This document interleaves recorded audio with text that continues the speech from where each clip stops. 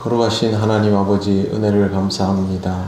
이 아침에도 우리에게 기도의 자리를 허락하셨사오니 말씀 따라 기도의 자리로 나가기 원합니다. 오직 하나님만 대면하는 이 시간 되게 하옵소서. 예수님 이름으로 기도드립니다. 아멘. 찬송가 366장 하나님께 찬양드립니다. 어두운 내 눈 밝히사 진리를 보게 하소서.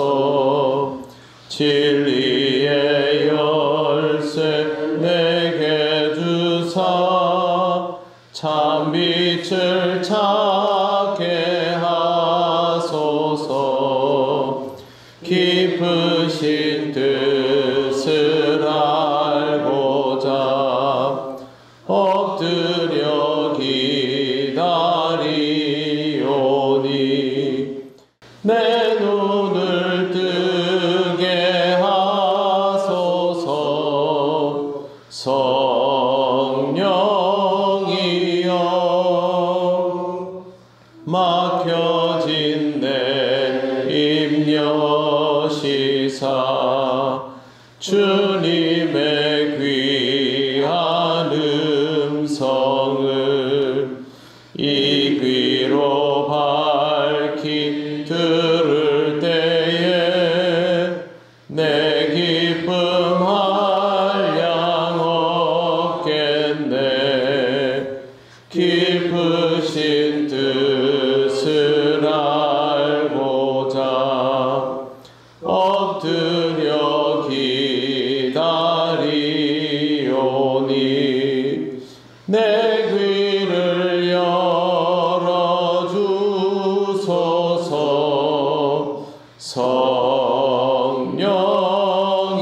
성령이여 봉해진 내 입녀시사 복음을 널리 전하고 차가운 내 맘 녹여주사 사랑을 하게 하소서. 깊으신 뜻을 알고자 엎드려 기다리오니 내 입을 열어주소서.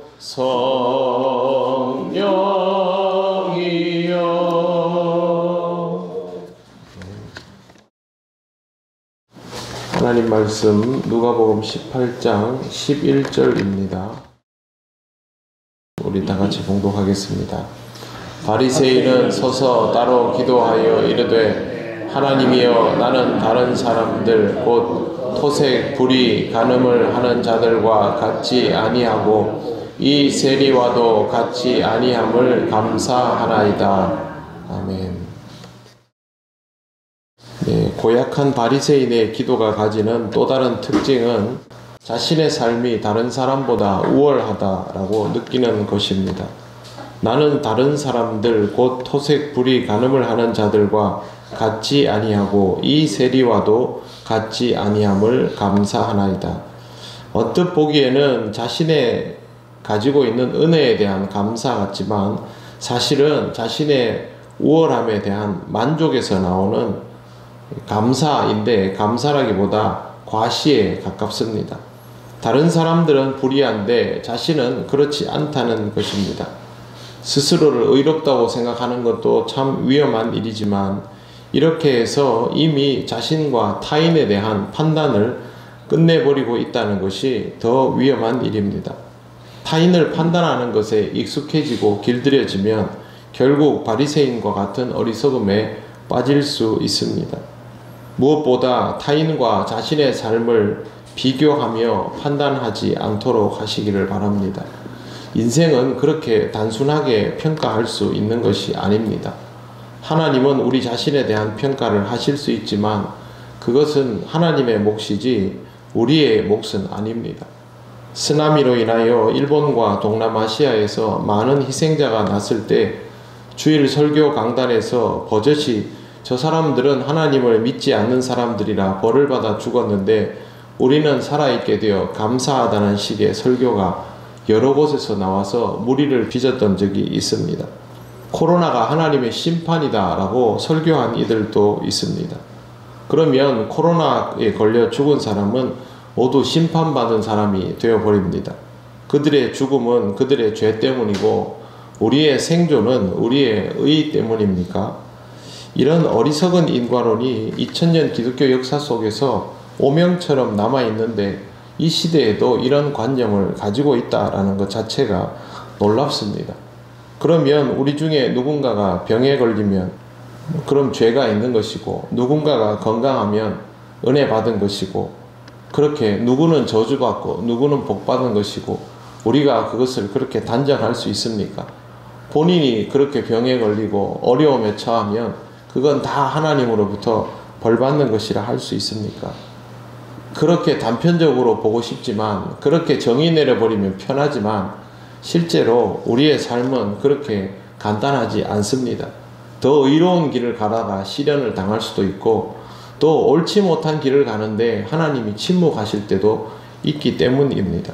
생사화복은 하나님이 주관하시는 것이고 그 말은 우리의 삶 자체가 우리의 판단만으로 정의할 수 없다라는 것입니다. 스데반이 벌을 받아 죽은 것이 아니고 복을 받아 하나님 나라에 먼저 들어간 것처럼 바리새인이 비교하고 폄하하는 삭개오와 같은 인생이 막달라 마리아와 같은 인생이 하나님을 더 절박히 찾게 되고 더 풍성한 은혜를 누리는 삶이 될 수 있음을 우리는 알고 있어야 합니다. 그러므로 기도함에 있어서 나는 다른 사람과 같지 아니하고 라는 식의 논리 자체를 가질 필요가 없습니다. 교회 안에서 스스로 우월하다 느끼는 사람의 모습과 태도를 한 번쯤은 보셨을 것입니다. 여러분이 보시기에 실제로 우월하였습니까? 우월해 보였습니까? 전혀 그렇지 않습니다. 그런 모습은 결국 신앙의 깊이가 부족함을 드러내는 것밖에 되지 않습니다. 정말 우월한 사람은 따로 있습니다. 어떤 상황에서도 자신의 정체성이 무너지지 않는 사람, 끝까지 겸손한 사람, 자기 부인하는 것을 당연히 여기는 사람, 그런 사람은 그렇지 못한 사람들보다 우월해 보이는 사람입니다. 하지만 이런 사람은 자신이 우월하다는 생각 자체를 하지 않고 오히려 더 겸손함을 지키기 위해서 자신을 돌아봅니다.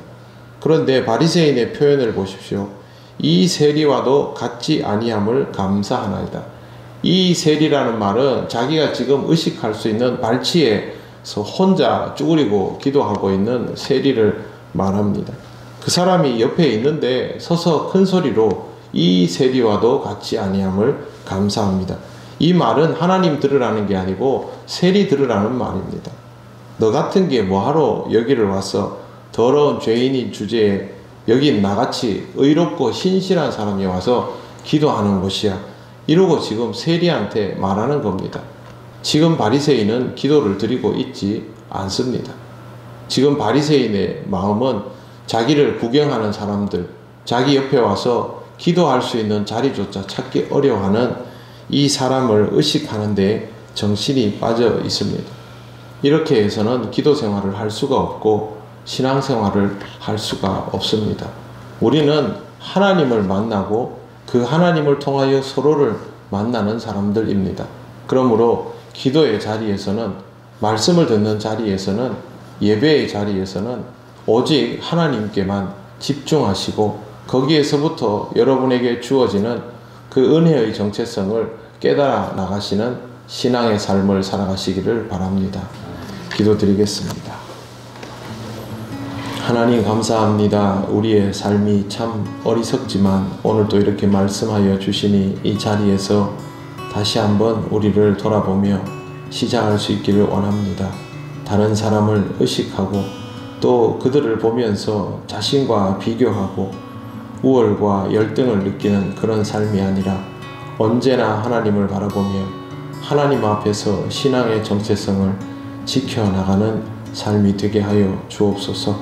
하나님 앞에 서 있는 우리의 모습이 얼마나 작은지 깨달을 때마다 거기에서부터 하나님의 은혜가 있게 됨을 우리가 믿습니다. 믿음으로 그 길을 가게 하시고 그 가운데에 은혜를 누리는 우리들 되게 하여 주시옵소서. 오늘도 하나님 우리를 인도하여 주시니 감사합니다. 우리의 모든 부족함과 어리석음을 일깨워 주시고 그 자리를 하나님의 은혜로 채워 주시옵소서. 감사드리며 예수님 이름으로 기도드립니다. 아멘. 하늘에 계신 우리 아버지, 아버지의 이름을 거룩하게 하시며 아버지의 나라가 오게 하시며 아버지의 뜻이 하늘에서와 같이 땅에서도 이루어지게 하소서. 오늘 우리에게 일용할 양식을 주시고 우리가 우리에게 잘못한 사람을 용서하여 준 것 같이 우리 죄를 용서하여 주시고 우리를 시험에 빠지지 않게 하시고 악에서 구하소서. 나라와 권능과 영광이 영원히 아버지의 것입니다. 아멘.